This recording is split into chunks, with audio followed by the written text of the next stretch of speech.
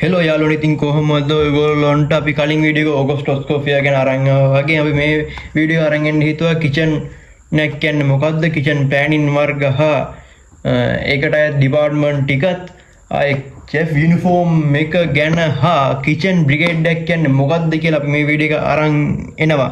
එහෙනම් අපි වැඩි කතා බහක් නැතුව වීඩියෝ එකට යමු.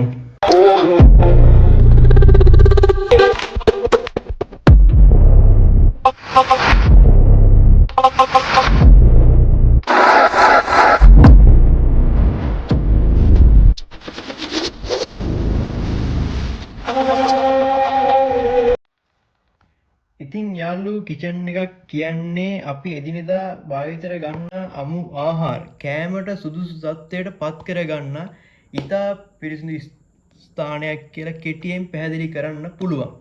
ඒ වගේම කිචන් ප්ලෑනින් වර්ග දෙකකට අයත් වන්නේ සිම්පල් ප්ලෑන් සහ මොඩර්න් ප්ලෑන්.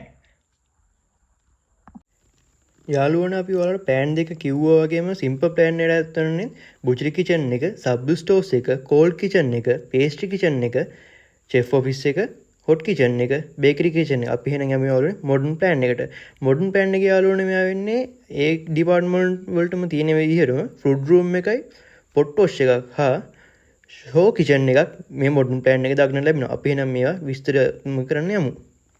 ඉතින් යාළුවනේ අපි දැන් මොඩර්න් ප්ලෑන් එකයි සිම්පල් ප්ලෑන් එකයි පොඩි ඡායාරූපයක් විදිහට ඒක වල්ලා වගේම අපි එහෙනම් ඒකට අයත් වන ඩිපාර්ට්මන්ට් 7 විස්තර කරගෙන යමු. ඒ වගේ තමයි බුචරි කිචන් එක කියන්නේ සියලුම මීට්ස් වර්ග හා සී ෆුඩ්ස් වර්ග පිරිසිදු කරලා අනිකුත් කිචන් වලට ලබා දෙන එක තමයි බුචරි කිචන් එකෙන් කරන්නේ. බුචරි කිචන් එක සාමාන්‍යයෙන් කිව්වොත් කිචන් එකේ හදවත කියන තැන ගන්නවා. ඒ වගේ සබ් ස්ටෝස් කියන්නේ කිචන් එකට අවශ්‍ය ඩ්‍රයි ෆුඩ්ස් වර්ග ගබඩා කරන ස්ථානය. කෝල්ඩ් කිචන් එකට කියන්නේ කිචන් එකක් තුල සැලඩ්ස් වර්ග හා ඇපටයිසර්ස් වර්ග සාධන ස්ථානය. එතකොට පේස්ට්‍රි කිචන් එක කියන්නේ කිචන් එකට අවශ්‍ය ඩෙසර්ට්ස් වර්ග සාධන ස්ථානය. චෙෆ් ඔෆිස් එක කියන්නේ කිචන් එකේ සේවය කරන ප්‍රධාන සූපවේදීන් සිටින ස්ථානය. කිචන් එකේ චෙෆ් ඔෆිස් එක ලෙස හඳුන්වනවා. හොට් කිචන් එක කියන්නේ කිචන් එකට අවශ්‍ය හොට් ෆුඩ්ස් වර්ග. ඒ කියන්නේ සුප්, මේන් ඩිෂස් වර්ග සාධන ස්ථානය තමයි හොට් කිචන් එක කියන්නේ. බේකරි කිචන් එක කියන්නේ කිචන් එකට අවශ්‍ය බේකරි නිෂ්පාදන සාධන ස්ථානය. බේකරි කිචන් එකක් ලෙස හඳුන්වනවා. ඉතින් යාළුවනේ අපි දැන් කිචන් එක කියන්නේ මොකක්ද? කිචන් ප්ලෑනින් වර්ග ඒකට ඩිපාර්ට්මන්ට් 7 ඒකත් එක්ක විස්තරාත්මක කරපු විදිය අපි දැන් කතා කරා. අපි ඒ වගේම දැන් යන්නේ කිචන් බ්‍රිගේඩ් එකක් කියන්නේ මොකක්ද? කිචන් බ්‍රිගේඩ් එක කියන්නේ මුළුතැන්ගේ වැඩ කරන ප්‍රාථමික සේවකයාගේ ඉඳලා ඉහළම සේවකයා දක්වා සේවකයාගේ වගකීම් බෙදාන ආකාරයත් සේවකයන් මුළුතැන්ගේ සිටින මට්ටම් විවිධ දක්වා සටහන කිචන් බ්‍රිගේඩ් එකක් ලෙස හඳුන්වනවා. අපි එහෙනම් පොඩි ෂාට් එකකට යමු. ක්වොලිෆිකේෂන් එකක් ගැන.